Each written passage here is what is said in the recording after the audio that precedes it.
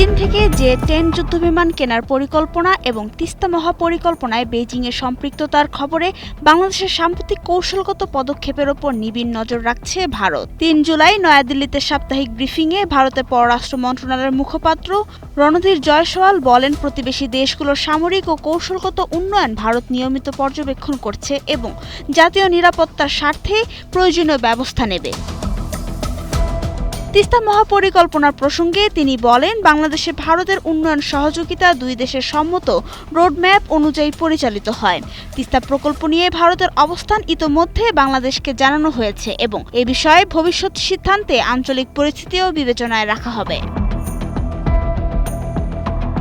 ভারতীয় বার্তা সংস্থা এএনআই জানিয়েছে, তিস্তার পানি বণ্টন দীর্ঘদিন ধরে ঢাকা-দিল্লির সম্পর্কের অন্যতম সংবেদনশীল ইস্যু। সম্প্রতি চীন সফর শেষে প্রধানমন্ত্রী তারেক রহমান জানান, তিস্তা মহাপরিকল্পনা বাস্তবায়নে চীনের পূর্ণ সমর্থন ও আর্থিক সহযোগিতার আশ্বাস পেয়েছে বাংলাদেশ।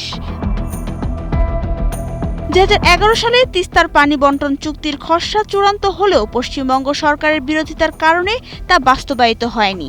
এর আগে ১৯৮৩ সালের অন্তর্বর্তী চুক্তিও কার্যকর হয়নি। ফলে তিস্তার পানি বণ্টন নিয়ে দুই দেশের অমীমাংসিত বিরোধ এখনও বহাল রয়েছে। নাবিলা রহিম, সময়ের আলো।